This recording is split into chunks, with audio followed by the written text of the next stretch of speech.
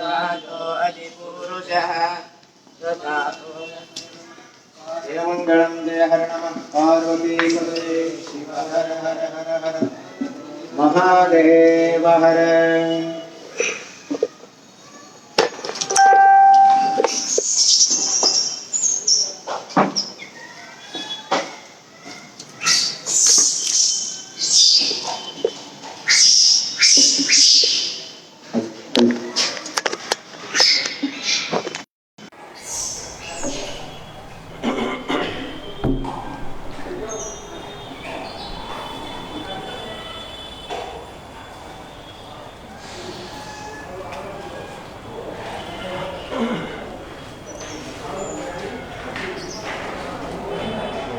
चलो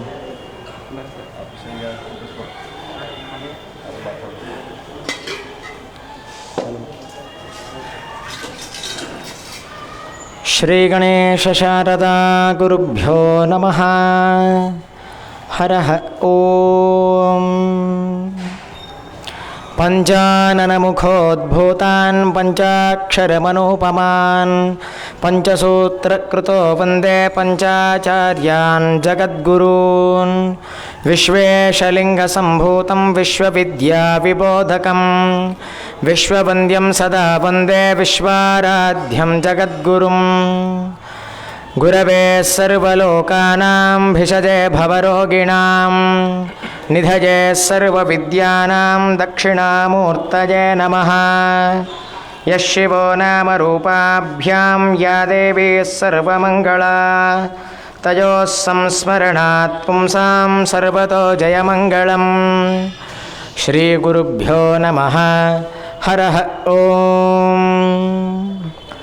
हर हर हर हर नमः सोमाय च रुद्राय च नमस्ताम्राय च अरुणाय च नमः शङ्घाय च पशुपतये च नमः उग्राय च भीमाय च नमो अग्रे वधाय च दूरे वधाय च नमो हन्त्रे च हनीयसे च नमो वृक्षेभ्यो हरिकेशेभ्यो नमस्ताराय नमः शम्भवे च यो भवे च नमः शङ्कराय च मयस्कराय च नमः शिवाय च शिवतराय च नमस्तीर्थ्याय च कूल्याय च नमः पार्याय च वार्याय च नमः प्रतरणाय चोत्तरणाय च नमः आतार्याय च लाद्याय च नमः षष्प्याय च फेन्याय च नमः सिकत्याय च प्रवाह्याय च।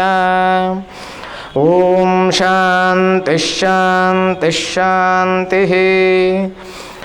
श्री श्री श्री अष्टोत्तर सहस्र जगद्गुरु लिंगैक्य वीरभद्र शिवाचार्य महास्वामी विरचित शिव पंचविंशति लीला शतकम् अथ ब्रह्मशिरच्छेद लीला। आसीनं प्रमदेन रत्नपटले रम्याख्यसिंहासने ब्रह्माणं सनकादयो मुनिवराः सभ्या प्रणम्योत्थिताः। को नित्यः सचराचरेषु भुवनेष्वस्माभिरप्यारप्यन्वहम् ध्येयः को भवतोच्यतामिति पुरा पप्रच्छुरत्यादरात्।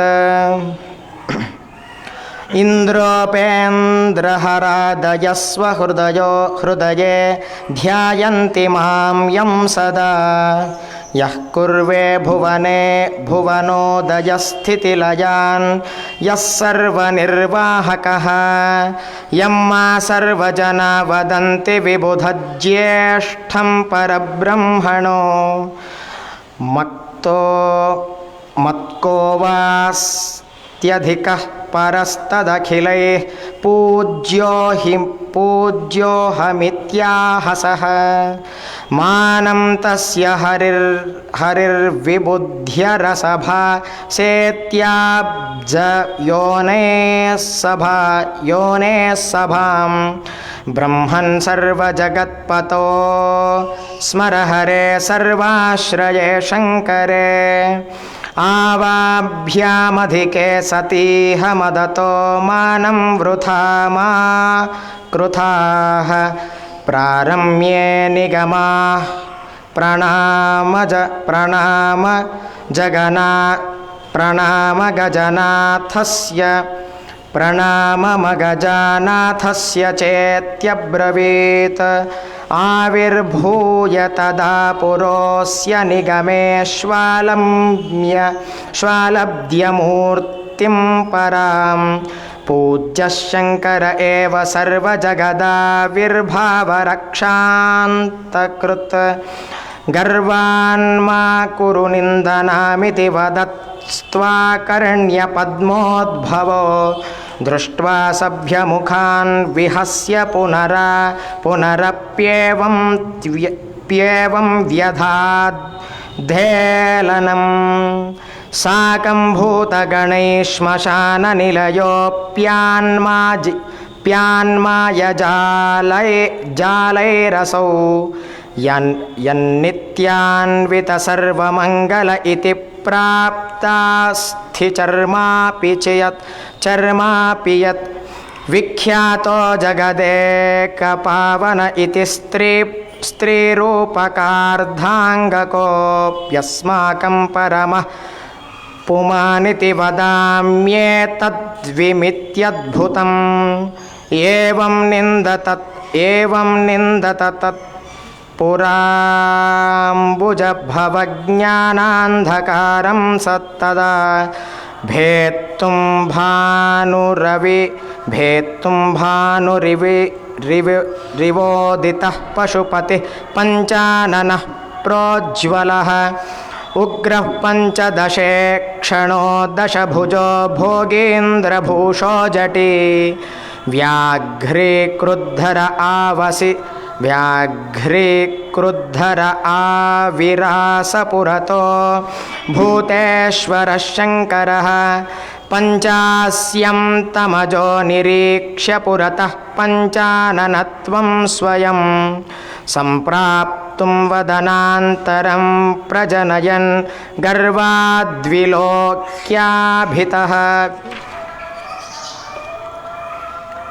हर्यक्षं तमिभिद्विषं पशुपतिं प्रारब्धवान् निन्दितुं सुव्यक्ते जगजान्तरे जगजभिद्वेषो न किं हानये आधारो जगतां भवान् किल जगस्त्वामेव वेदाः किल मन्मुख्यामरनायकः खलु परब्रह्मत्वमासीः किल इत्युच्चावचनास्य कृत्कमलभूशीर्षं क्रुधा पञ्चमं चिच्छेदस्वनखाञ्जलैः पुरहरस्तस्यावलेपैः समं शान्ते ब्रह्मणि तत्क्षणं पशुपते मा कृन्धि मूर्ध्नोपरा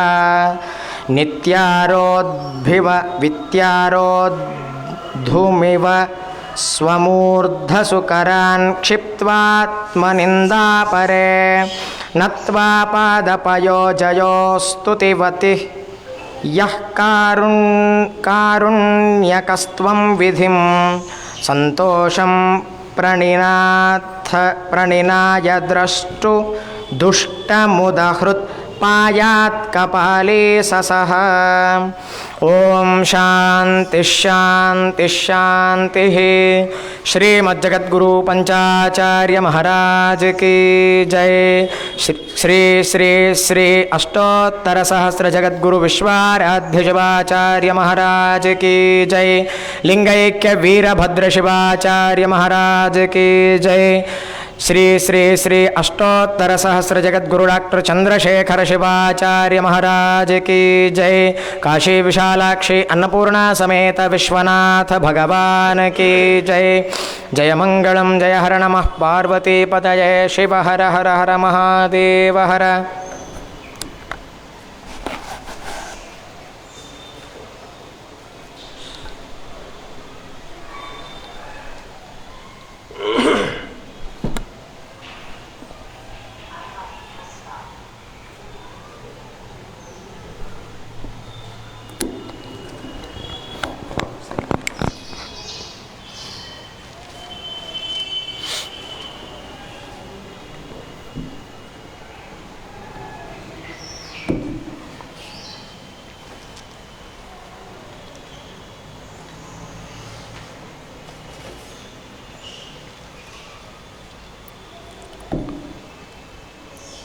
विश्वेशलिंगसंभूतं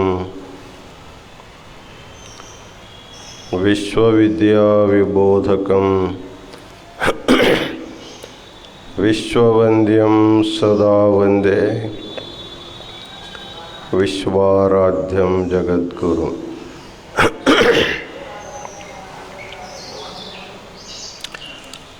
काशी ज्ञान सिंहासन के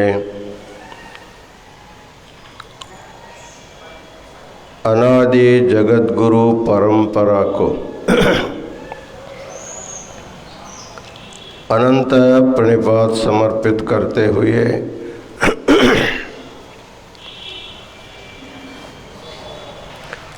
इस पवित्र काशी क्षेत्र में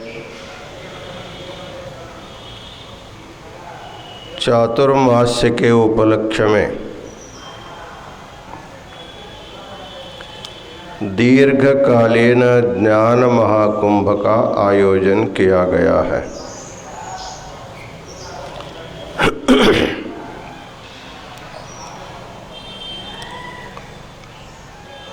इस ज्ञान कुंभ के पर्व काल में अपना श्रावण मास अनुष्ठान के निमित्त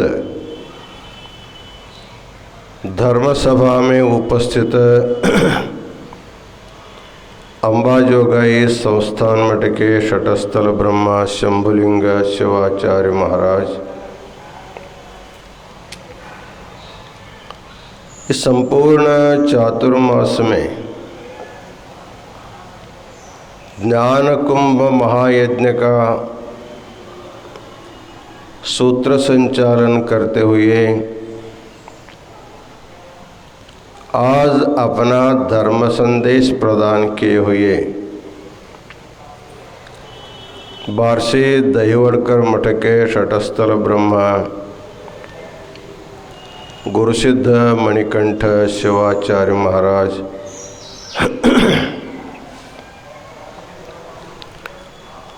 काशी वीरशैव विद्वत संघ के समस्त विद्यार्थीगण,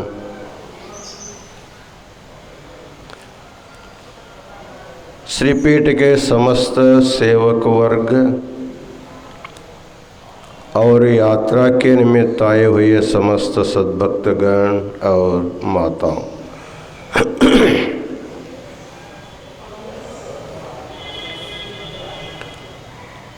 भगवान शिव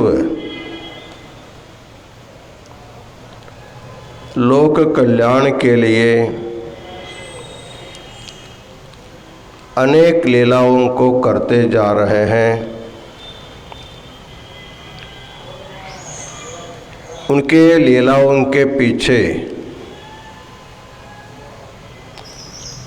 बहुत बड़ा प्रबोधनात्मक कार्यक्रम भी रहता है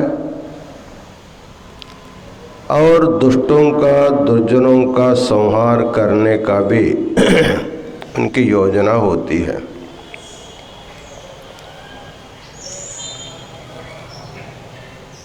तो आज की जो लीला है ब्रह्म शिरच्छेद लीला,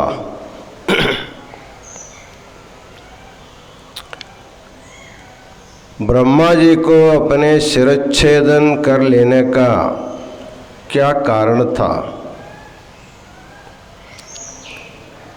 इसके बारे में इस लीला के पीछे क्या रहस्य छिपा हुआ है, क्या प्रबोध छिपा हुआ, उसको हम लोगों को देखना है। प्रायः इस प्रपंच में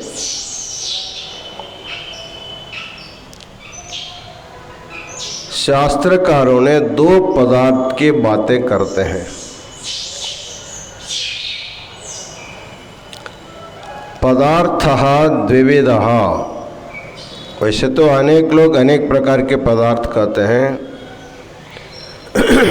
वीरशैव सदाचार संग्रह में दो पदार्थों के विचार बताते हैं।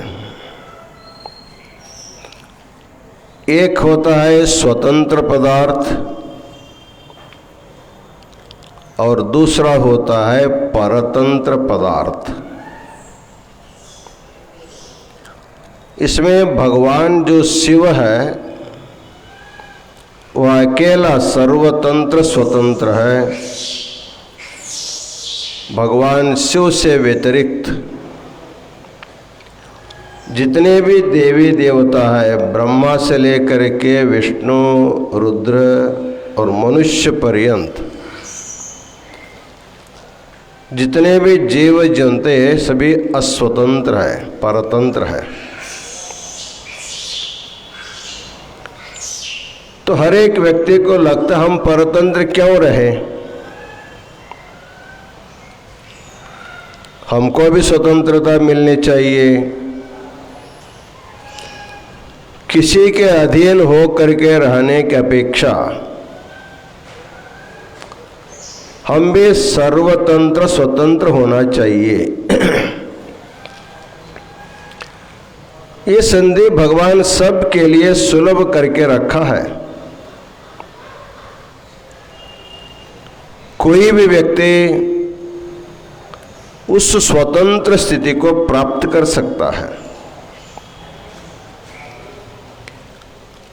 स्वतंत्र स्थिति को प्राप्त करने के लिए जो सर्वतंत्र स्वतंत्र जो परब्रह्म परमात्मा तत्व है उसको सही सही जान लेने से यह भी व्यक्ति सर्वतंत्र स्वतंत्र हो जाता, उसके स्वरूप में एक हो जाता, समरस हो जाता है।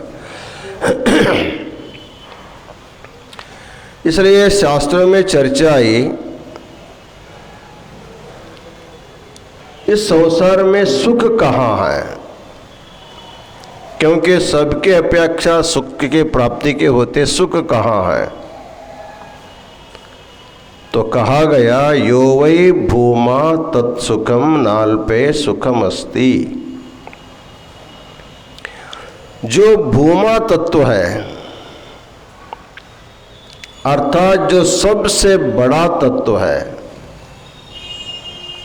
वही सुखरूप होता है। नाल्पे सुखम अस्ति। जो अल्प तत्व होता है उसमें सुख नहीं रहता, उसमें ज़्यादा दुख रहता, थोड़ा सा सुख रहता है। तो भूमा तत्व कौन सा है, कौन भूमा? तो ब्रह्म तत्व ही भूमा है। सबसे बड़ा कौन सा है? ब्रह्म। इसलिए बृहत्वाद बृहणत्वाद ब्रह्म। शास्त्रों में ब्रह्म शब्द की व्याख्या किया है। ब्रह्म क्यों कहा उस परम तत्व को? वेद वेदांत में उस तत्व को ब्रह्म शब्द से संबोधित किया है। तो कहते हैं बृहत्वात् ब्रह्म।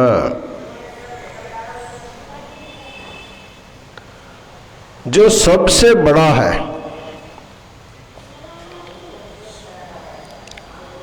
भूत भौतिक प्रपंच से भी जो बड़ा, इसलिए अत्यतिष्ठ दशांगुलम कहा गया।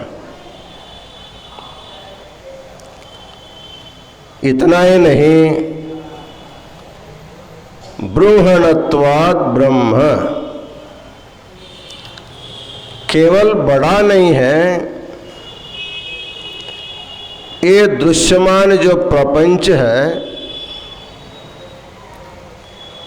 उसका विकास भी उसी ब्रह्म के द्वारा होता, वही इस प्रपंच के रूप में विकसित भी होता है। जब सृष्टि से पहले कुछ भी नहीं था, नेह नानास्ति किंचन, जब कुछ भी नहीं था ये कहाँ से आया? अर्थात कुछ भी नहीं था उस समय जो था वो अपने लीले के लिए इस प्रकार का विकास का रूप धारण किया है। इसलिए बृहणत्वात् ब्रह्म। जो प्रपंच के रूप में अपने को विकसित किया है वही ब्रह्म है। इसलिए यत् साक्षात् अपरोक्षात् ब्रह्म। हम जो भी देखते हैं साक्षात ब्रह्म को ही देखते हैं, ब्रह्म के सिवाय कुछ भी नहीं है। इस प्रकार जो ब्रह्म तत्व को जानेगा वो ब्रह्म हो जाता है। ब्रह्मविद ब्रह्मैव भवति। जो ब्रह्म को जानता है वही ब्रह्म हो जाता है। तो ब्रह्म होना ही जीवन का परम लक्ष्य है। एक बार ब्रह्म हो गया तो सर्वतत्र स्वतंत्र हो जाता, उसके ऊपर किसी का भी नियंत्रण नहीं रहता। इस प्रकार जहाँ जहाँ ज्ञानी लोग इकट्ठा हो जाते हैं, बैठ जाते हैं, इसी ब्रह्म की चिंता करते हैं, ब्रह्म ज्ञान की चिंता करते हैं, ब्रह्म की चर्चा करते हैं। इसी प्रकार एक बार सनक, सनंदन, सनत कुमार आदि अनेक महर्षि गण एक जगह ब्रह्म सभा में बैठ करके ब्रह्म की चिंता करते रहे। उस समय उन लोगों के मन में ये जिज्ञासा हो गई, ब्रह्म तत्व क्या, उसको समझने के लिए अनायास हमारे सामने ब्रह्मा जी बैठे हैं, चार वेदों को हमेशा बोध करते रहते हैं, चार मुखों के चार वेद उनके निर्गत होते रहते हैं। तीन से हम लोग पूछेंगे ब्रह्म क्या है।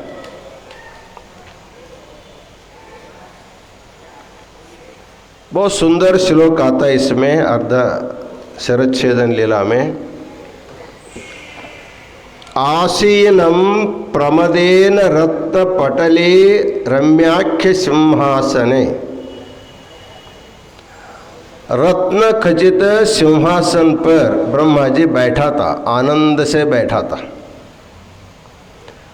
ब्रह्मांडम सनकादयो मुनिवरा सभ्या प्रणम्योत्थिताः।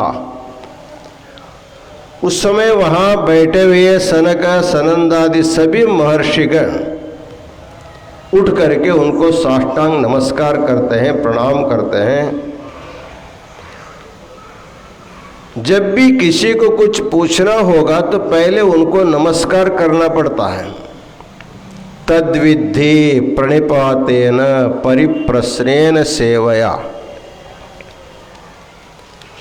गुरु के पास जाने के बाद कुछ पूछना है तो पहले क्या करना होगा? प्रणिपात, नमस्कार।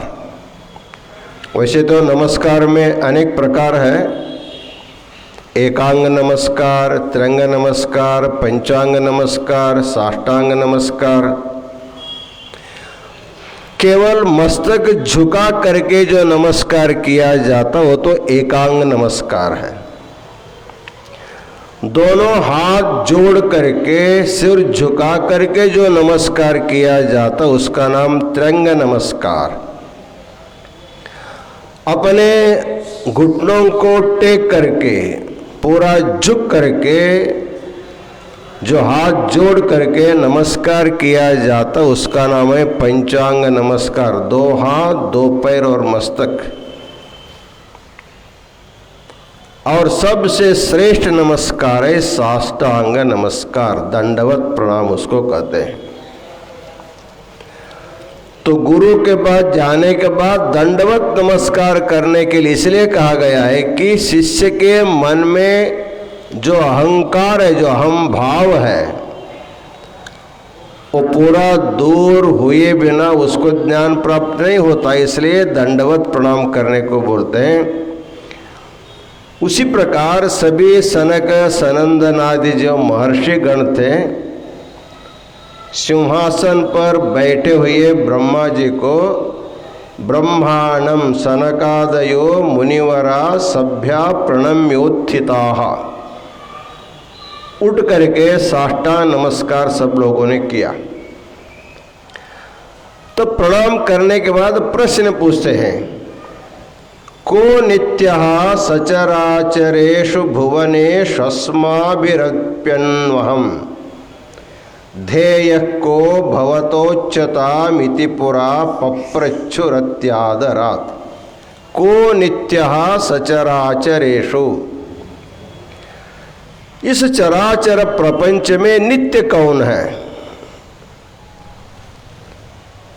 प्रपंच में सभी परिवर्तितशील है, आज है तो कल नहीं रहेगा, कोई नित्य हमको दिखाई नहीं देता, इसलिए बोलते हैं को नित्यः चचराचरेषु।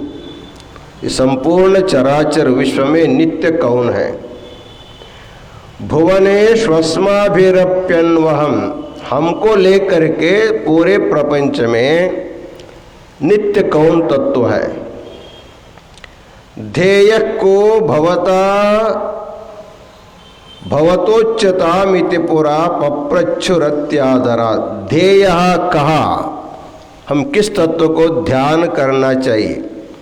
ते ध्यानुगता अपश्यन बोला जाता है, उस तत्व को जानने के लिए ध्यान करने को बोला गया है।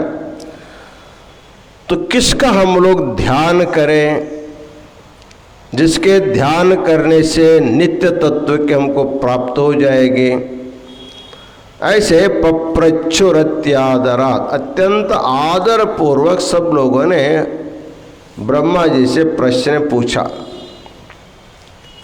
उस समय ब्रह्मा जी जो है एक प्रकार भ्रम में थे।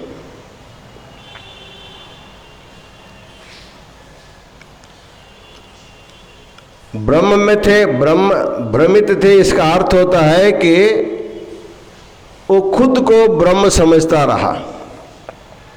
वैसे तो ब्रह्म नहीं था, वो ब्रह्मा है। ब्रह्मा अलग चीज है, ब्रह्म अलग चीज है।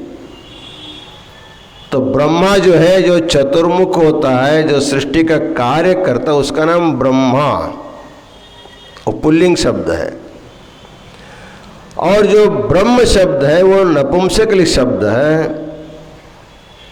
तो जो ब्रह्म तत्व को बिना जाने अपने को ब्रह्मा समझ करके उत्तर देते हैं। देखिए कैसा देते हैं। इंद्रोपेन्द्र हरादय स्वहृदये ध्यायन्ति माम यम सदा। अरे इंद्र, विष्णु, रुद्र आदि सभी देवता अपने हृदय में मेरा ही ध्यान करते हैं। मैं ही ब्रह्म हूँ। वो खुद ब्रह्मा होते हुए अपने को ब्रह्म समझ रहा है। ध्यायन्ति माम यम सदा, मुझे ही सब ध्यान करते हैं। यः कुर्वे भुवनोदय स्थितिलयान यस्सर्व निर्वाहकः। इस सृष्टि स्थिति संहार को मैं ही करता हूँ, उसका निर्वाह मैं ही करता हूँ। यम माम सर्वजना वदन्ति विबुध ज्येष्ठम परब्रह्मणो। सभी लोग मुझे परब्रह्म बोलते हैं, विबुध ज्येष्ठ बोलते हैं, ज्ञानियों में श्रेष्ठ मुझे ही बोलते हैं। इसलिए मत को कास्त्यधिकः परस्तदखिले पूज्योहमित्याह सह। अहमेव पूज्यः अहमेव ध्येयः। इसलिए जब ब्रह्मा, विष्णु, रुद्र आदि सभी देवी देवता जब अपने हृदय में मेरा ध्यान करते हैं तो दूसरा किसके पास आप जाएंगे? मैं ही सबसे बड़ा हूँ, मैं ही परब्रह्म हूँ। ऐसे उन्होंने सबको उत्तर दे दिया। अर्थात ब्रह्मा जी को ब्रह्म का ब्रह्म हुआ, मैं ही ब्रह्म, ऐसे उनको ब्रह्म हो गए। लेकिन अपने जो आकार विकार का अभिमान कर रहा है, केवल नाम साम्य से ब्रह्मा जी के मन में भ्रम हो करके जो शुद्ध ब्रह्म न होते हुए अपने को ब्रह्म बोल दिया। उस समय भगवान विष्णु बोलते, अरे तुम अपने को खुद ब्रह्म कैसे बोलते हो? तुम तो नित्य नहीं है। जब कल्प पूर्ण हो जाता है तो तुम्हारा भी कार्यकाल समाप्त हो जाता है। तुमको भी अपना अवतार समाप्त करना पड़ता है, मुझे भी अपना अवतार समाप्त करना पड़ता है।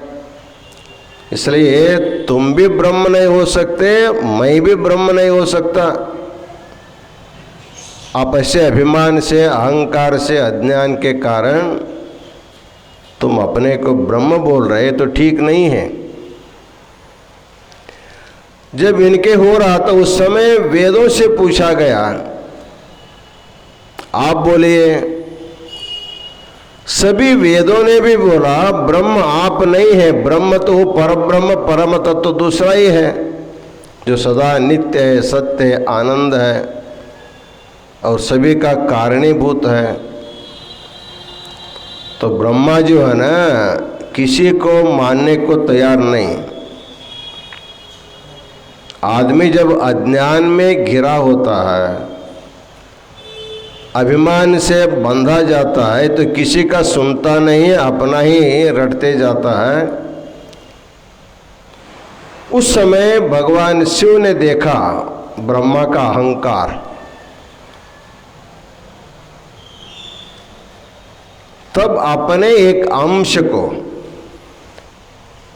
भैरव को, काल भैरव को वहां ब्रह्मा जी के पास भेज दिया। तुम जाओ, इसको थोड़ा समझाओ, समझा बुझा करके उसके अज्ञान को, भ्रम को दूर करो, उनका अहंकार को दूर करो। तो भैरव वहां आए।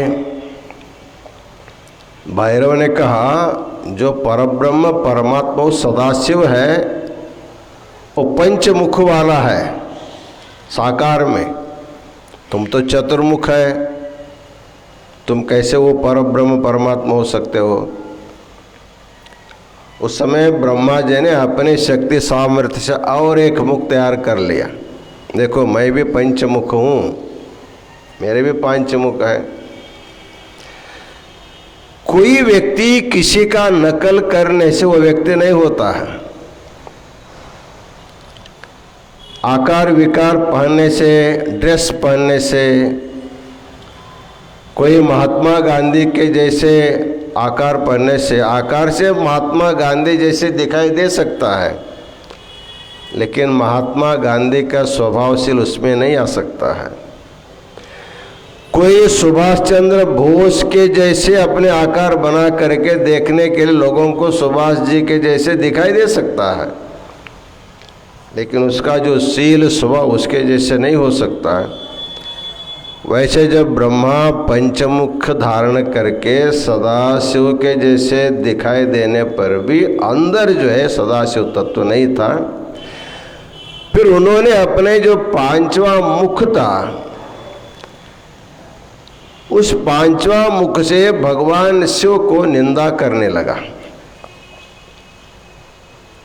वो क्या नर भी है, नारी भी नहीं, अर्धनारी, ऐसे वैसे अंड वंड जो है उनको बोलने लगा।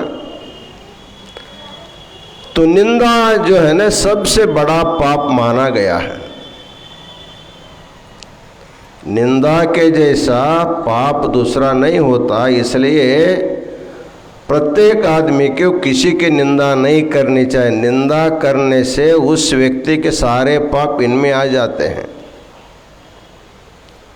इसलिए कबीर दास आदि कहते हैं, देखो अपने घर के बगल में एक निंदक को रखो, तुम हमेशा हमेशा स्वच्छ रहोगे। निंदक नियरे राखिए, आंगन कुटी छवाए। यदि तुम हर हमेशा शुद्ध रहना चाहते हो, स्वच्छ रहना चाहते हो अंतःकरण से, अपने अनुष्ठान करके शुद्ध होना तो ठीक ही है, लेकिन एक अपने निंदा करने वाले व्यक्ति को अपने घर के बगल में उनको घर बना के देंगे तो हमेशा तुम्हारी निंदा करते करते तुमको नेमी स्वच्छ रखेगा। इस प्रकार ब्रह्मा जी अपने जो पांचवा मुख था, उस पांचवा मुख से भगवान शिव की घोर निंदा करने लगा।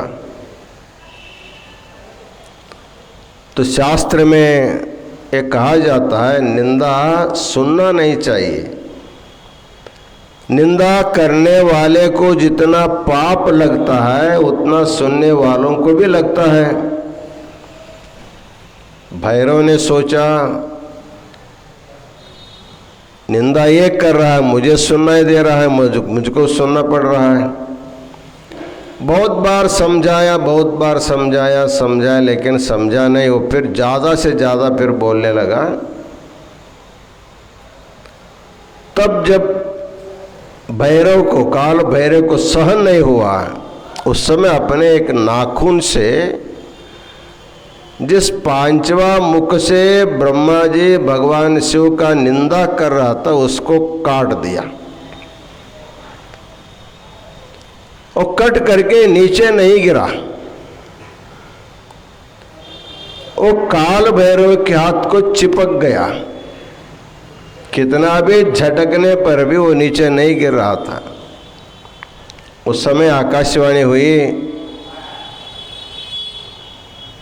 ब्रह्मा जी का शिरच्छेदन करने के कारण आपको ब्रह्म हत्या दोष लग गया है, इसलिए इसको दूर करने के लिए तुमको तीर्थ यात्रा करनी पड़ेगी। जिस क्षेत्र में जाने से ये अपने आप छूट जाएगा तब तुम्हारा ब्रह्म हत्या दोष तुम मुक्त हो जाओगे। तो उन्होंने भगवान से प्रार्थना की, और भगवान मैं आपके आदेश के पालन करने आया लेकिन पाप मेरे गले में पड़ गया। भगवान शिव ने कहा मैं तुमको समझाने के लिए भेजा था, उनको हत्या करने के लिए नहीं, शिरच्छेदन करने के लिए नहीं। लेकिन तुम अपने को सहन नहीं पाए, इसलिए उनको शिरच्छेदन करने के कारण उसका फल तुमको भोगना पड़ेगा। ठीक है, तुम पूरे संसार में यात्रा करो, जहाँ जाने के बाद तुम्हारे हाथ से नीचे गिर जाएगा, समझो तुम्हारा ब्रह्म हत्या पाप दूर हो गया। और ये भी कहा गया है कि तुम सब जगह बताते जाना मैं ब्रह्म हत्या किया हूँ, मैं ब्रह्म हत्या किया हूँ, ऐसे बोलते जाना सब जगह, सब लोगों को सुनाई देना चाहिए। क्योंकि शास्त्र का यह नियम है, धर्मः क्षरति कीर्तनात्। हमारे द्वारा किए गए जो पुण्य या पाप जो भी होता है, धर्म अधर्म, उसको अपने मुंह से बताने से वो क्षीण हो जाता है। चाहे खुद पाप किया हो, उस पाप को सभी लोगों के सामने तुम खुले हाँ मैं ऐसे पाप किया, मैंने ऐसे पाप किया, ऐसे तुम जब बोलते जाओगे तुम्हारा पाप कटता जाता है, एक दिन दूर हो जाता है। धर्मः क्षरति कीर्तनात्। लेकिन मनुष्य जो है बहुत विचित्र है, अपने द्वारा किया गया पाप को छिपा के रखता है और अपने द्वारा किए गए धार्मिक कार्यक्रमों को खुलेआम बताते जाता है। मैंने वो फलाना दान दिया, मैंने फलाना वो किया, ये किया, ऐसे जो भी अच्छे काम किया रहता है ना उसको बखाता है। इसलिए अपने द्वारा किए गए पुण्य कर्मों को अपने मुंह से नहीं बताना चाहिए। बता देने से पुण्य भी क्षीण हो जाता है, पाप बता देने से पाप क्षीण होता है। तब भगवान शिव की आज्ञा को पाकर काल भैरव कपाल ब्रह्म कपाल अपने हाथ में लेकर के पूरे तीनों लोकों में घूमते रहे, सबको बताते हैं मैंने ब्रह्म की हत्या किया, मैंने ब्रह्म हत्या किया। ऐसे बताते बताते पूरे विश्व में भ्रमण करते करते अंत में काशी में आए हो, काशी क्षेत्र में। जैसे ये काल भैरव अपने पाप का उद्घोष करते करते जैसे काशी में प्रवेश किया, वैसे उनके हाथ में चिपका हुआ जो ब्रह्म कपाल था वो नीचे गिर गया। आज काशी में कपाल मोचन तीर्थ नाम की एक जगह है जहाँ पर काल भैरव के हाथ से ब्रह्म कपाल नीचे गिरा था। तो काशी अविमुक्त क्षेत्र के नाम से प्रसिद्ध है। अविमुक्त का अर्थ होता है अविना मुक्त, अविमुक्त। अवि का अर्थ होता है पाप।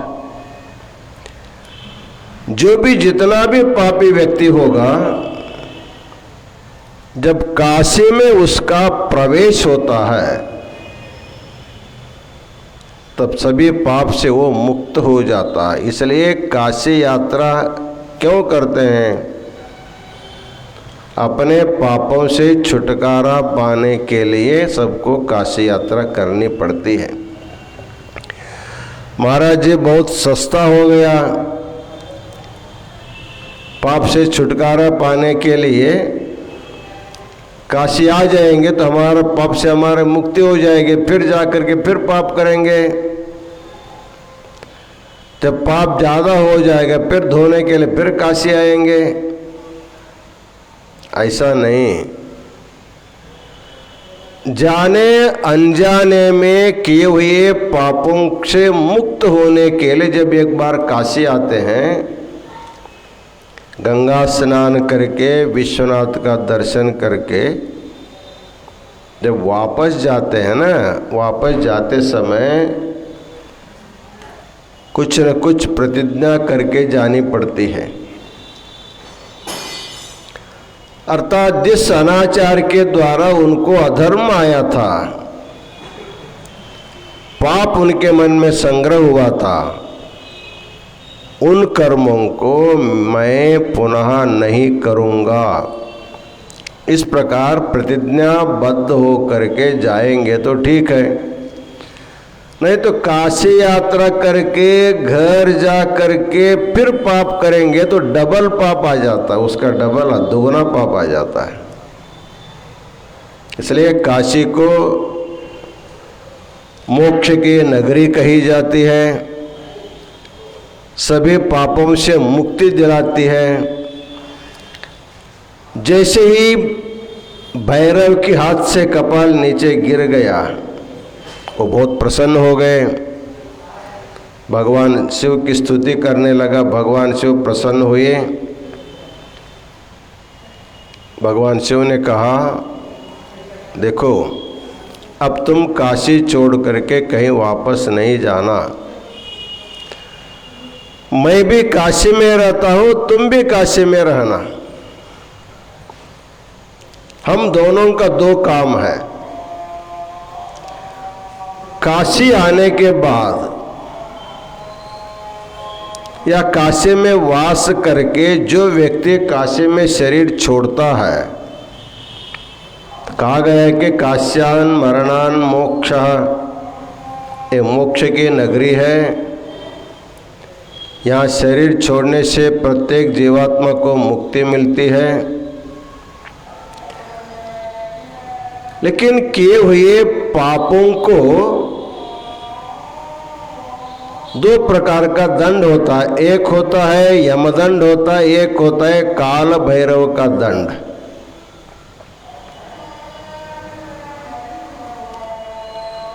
यमदंड पाने के लिए अनेक जन्मों में पुनः पुनः जन्म लेना पड़ता है। लेकिन काल भैरव का जो दंड होता है वो पुनः पुनः जन्म लेना नहीं है, एक ही बार यातना शरीर दे करके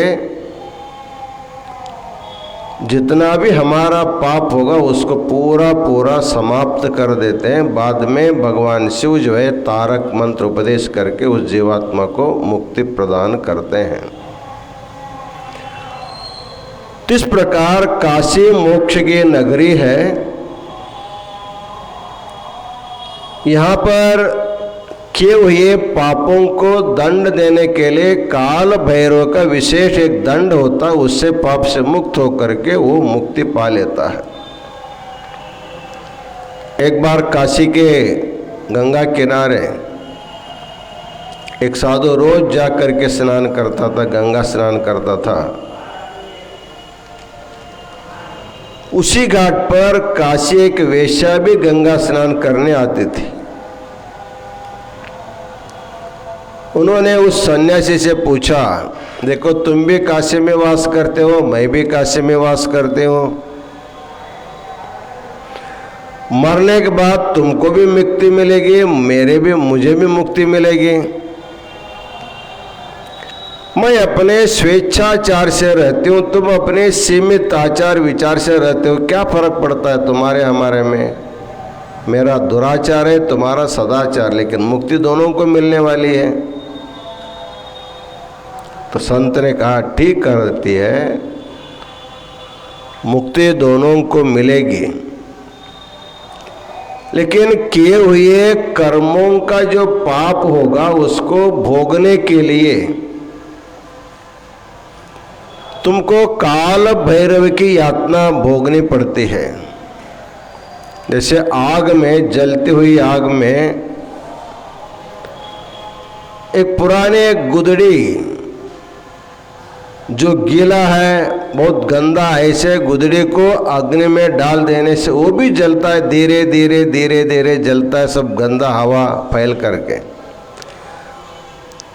उसी अग्नि में एक आधा नया रेशम का कपड़ा डालने से भी वो भी जल जाता, तुरंत जल जाता है। वैसे शरीर छोड़ते ही मुझे मुक्ति मिल जाती, तुमको काल भैरव की यातना भोगने के बाद जब तुम्हारा कर्म समाप्त हो जाएगा उसके बाद तुमको मुक्ति मिलती, इतना हम दोनों में व्यत्यास है। कर्म का फल को तुमको भी भोगना पड़ता है। इस प्रकार काशी क्षेत्र जो है प्रपंच के सभी क्षेत्रों से अत्यंत उत्कृष्ट श्रेष्ठ काशी क्षेत्र माना जाता है। इसीलिए भगवान शिव जो है कैलाश छोड़ करके काशी में निवास करते हैं। देवोदास के भक्ति के कारण एक बार काशी आने के बाद भगवान वापस कैलाश न जाने के कारण काशी कोई भू कैलाश कहा जाता है। तो इस क्षेत्र के क्या महिमा है? जब काल भैरव भी यहाँ निवास कर रहा है, साक्षात भगवान विश्वनाथ भी यहाँ निवास कर रहे हैं, माँ गंगा यहाँ पर उत्तर वाहिनी है। इस क्षेत्र का वैशिष्ट्य क्या है? महर्षि व्यास ने इस क्षेत्र के वैशिष्ट्य के बारे में बताया है। जो काशी आते हैं, काशी आने के बाद यहाँ पर भगवान का दर्शन करना पड़ता है, भगवान को नैवेद्य दिखाना पड़ता है, भगवान का स्तुति वगैरह करनी पड़ती है। लेकिन महर्षि व्यास ने यहाँ के निवास करने वालों लोगों के लिए एक सुविधा बताया है। काशी क्षेत्र की महिमा के बताते हैं, यहाँ पर आए हुए व्यक्ति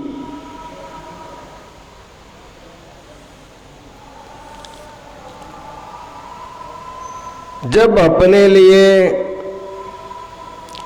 भोजन पका करके खुद खाता है तो उनको भगवान को नैवेद्य दिखाने का फल मिलता है। अशनम नैवेद्यम। हम अपने गांव में भगवान को रसोई करके उनको नैवेद्य दिखाने से जो फल मिलता है वो फल काशी में खुद खाने से मिलता है। अशनम नैवेद्यम। जप प्रजल्पः। अपने अपने गांव में बैठ करके एकांत में रुद्राक्ष माला ले करके जप करने से जो पुण्य मिलना चाहिए वह पुण्य काशी में जप करने से नहीं, केवल इधर उधर के बातचीत करने पर भी जप करने का पुण्य मिलता है, अर्थात काशी में बातचीत करने से भी जप का फल मिलता है। तो नमस्कार में दो प्रकार का नमस्कार हमने अभी बताया है। एक साष्टांग नमस्कार होता है, एक परिक्रमा नमस्कार भी एक होता, प्रदक्षिणा नमस्कार। मनुष्य अपने किए हुए अत्यंत घोर से घोर पापों से मुक्त होने के लिए भगवान की परिक्रमा करने के लिए कहा गया है। तो लोग यहाँ आने के बाद भगवान की परिक्रमा करते हैं कि नहीं करते, लेकिन दुकान दुकान तो परिक्रमा करते हैं। उस दुकान में जा करके, इस दुकान में जा करके सामान खरीदने के लिए बाजार में तो घूमते रहते हैं। तो भ्रमणम प्रणामः, जो इधर उधर घूमते हैं काशी में आकर के, काशी में घूमना जो है वो भगवान की परिक्रमा का फल देता है, क्योंकि कण कण में भगवान शिव वास करता है।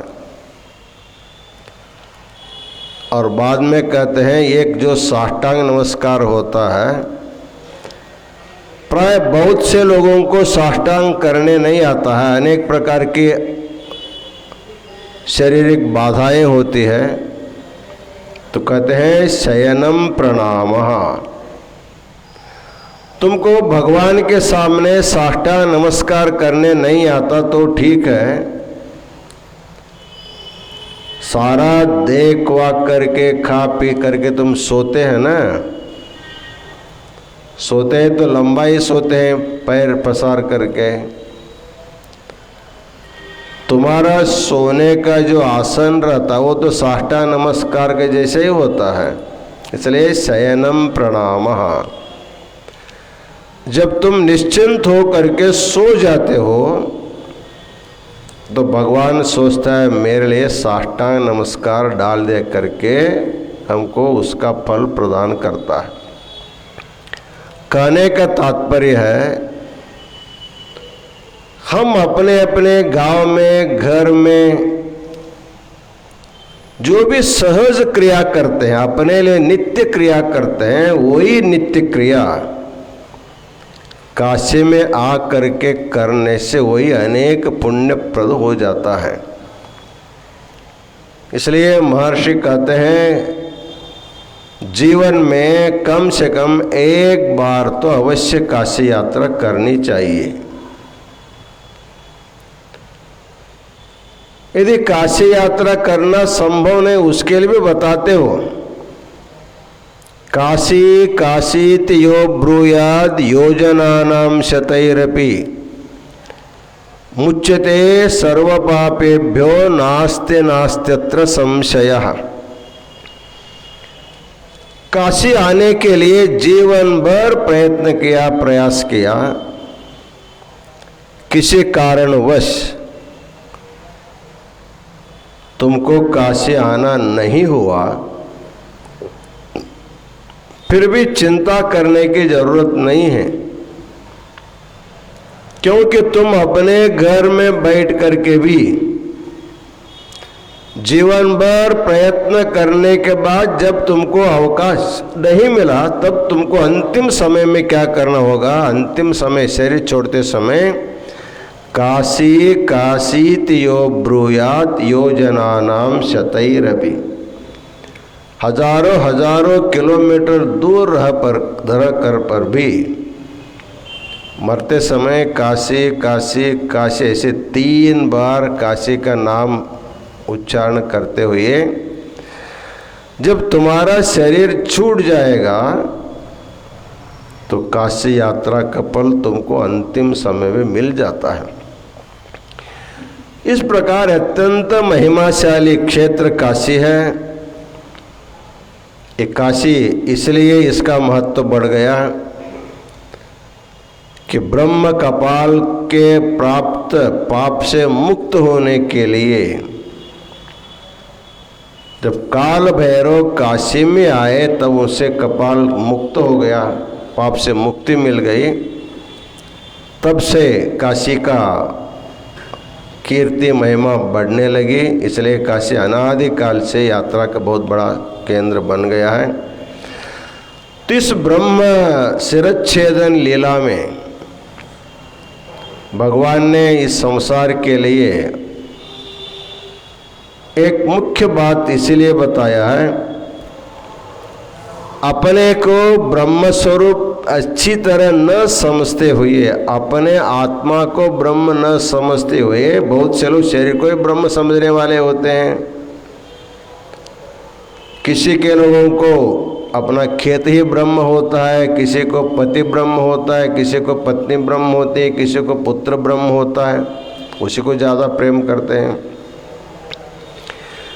लेकिन वास्तविक ब्रह्म तत्व को जब तक आदमी नहीं जानता, मनुष्य जानता नहीं है, और ब्रह्म में आकर के जो ब्रह्म नहीं है उसी को ब्रह्म समझ लेता है, तो उसी को इसी प्रकार का शिक्षा उनको मिलती है। बार बार उसको जन्म लेना पड़ता है। एक सिर गया फिर दूसरा सिर गया, ऐसे अनेक सिर जाते हैं, अनेक बार जन्म लेना पड़ता है। इस प्रकार एक प्रकार जो है अज्ञान में आकर के अहंकार नहीं करना और वस्तुतः ब्रह्म तत्व को जानने के लिए प्रयत्न करना, उसमें बाधा जब आते हैं तो उसके दूर करने के लिए तीर्थ यात्रा करके पाप से मुक्त होकर के अंतःकरण को पवित्र बना करके पुनः सद्गुरु के शरण में जा करके आत्मबोध कर लेना ही मनुष्य जीवन का परम लक्ष्य होता है। इस प्रकार ब्रह्मा का शिरच्छेदन करने की लीला करते हुए भगवान ने हर एक व्यक्ति को अज्ञान से, अहंकार से मुक्त होने का, व्यर्थ अभिमान करने का, लौकिक जीवन के प्रति व्यर्थ अभिमान करने से मुक्त होने का एक बहुत बड़ा संदेश भगवान ने दिया है। इस ब्रह्म शिरच्छेदन लीला से जो तत्व हमको समझ में आया है, उसी को समझ करके प्रत्येक व्यक्ति को भगवान के लीलाओं में अत्यंत श्रद्धा रख करके शिव की भक्ति अवश्य करनी चाहिए। इन्हीं वचनों के साथ आज का इस लीला के 2 शब्द हम अपना समाप्त करते हैं। इसके बाद आरती होगी, सब आरती में भाग लेना है। ओम शांति शांति शांति।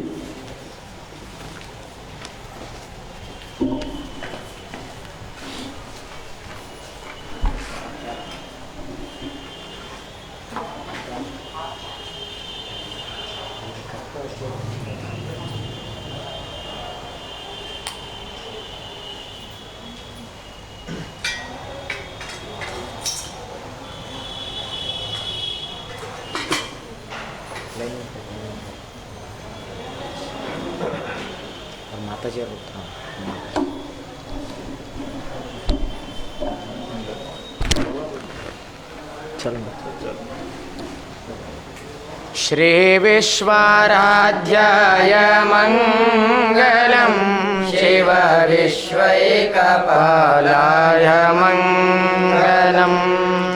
श्री विश्वाराध्याय मंगलम, शिव विश्वैकपालाय मंगलम।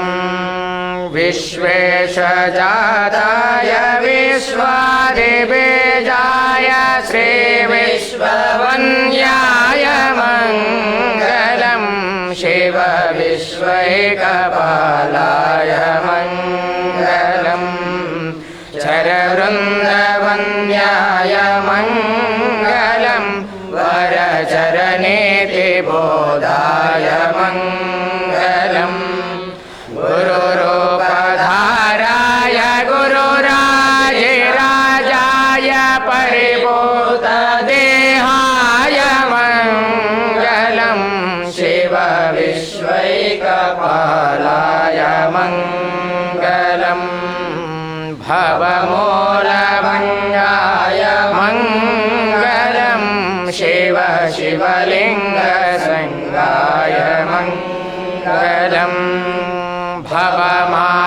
भवमाङ्गलाङ्गाय शिवपिङ्गचूडाय कवितुङ्गसेव्याय मङ्गलं शिवविश्वैकपालाय मङ्गलं काशीपुरेशाय मङ्गलं कविकाशीनाथेशाय मङ्गलम् क्लेशापहाराय पाशप्रमोचाय श्रीशादिमान्याय मङ्गलं शिवविश्वैकपालाय मङ्गलं श्रीविश्वराध्याय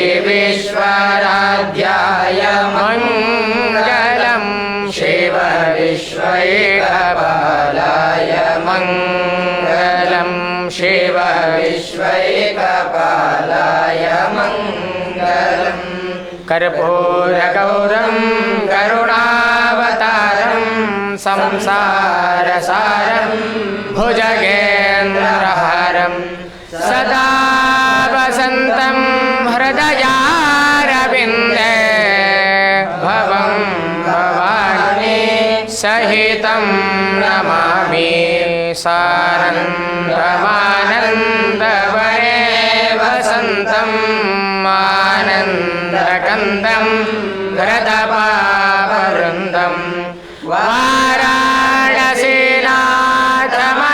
वाराणसीनाथमनाथनाथं श्रीविश्वनाथं शरणं प्रपद्ये श्रीविश्वनाथं शरणं प्रपद्ये विश्वेशलिङ्गसम्भूतं विश्वविद्याविमोचकं विश्ववन्द्यं सदा वन्दे विश्वाराध्यं जगद्गुरुं हर नमः पार्वतीपतये शिव हर हर महादेव श्रीमज्जगद्गुरु पंचाचार्य महाराज की काशी विशालाक्षी अन्नपूर्णा समेत विश्वनाथ भगवान के जगद्गुरु विश्वाराध्य शिवाचार्य महाराज के जगद्गुरु विश्वेश्वर शिवाचार्य महाराज के जगद्गुरु डॉक्टर चंद्रशेखर शिवाचार्य महाराज के समस्त साधु संत महाराजों के मानव धर्म के जय मांगले मानव धर्म के जय मांगले धर्मंदले विश्व के शांति धर्मंदले विश्व के शांति वंदे विश्वाराध्यं वंदे पंचाचार्यान् मंगलं जय हर नमः पार्वतीपतये शिव हर हर महादेव हर हर ओम सहस्रशीर्षा पुरुषः सहस्राक्षः सहस्रपात् सभुविं विश्वतो ऋत्वा अत्यतिष्ठद्दशाम्बुधम् पुरुषदेवेदं सर्वं यद्भूतं यच्च भव्यम् उदामृतत्वशेषानः यदन्येनातिरोहति एतावानस्य महिमा अतो जायागुं च पूरुषः पादोऽस्य विश्वाभूतानि त्रिपादस्यामृतं दिवि त्रिपादो वायुदयपुरुषः पादोऽस्येहाभवात् पुनः अतो विश्वं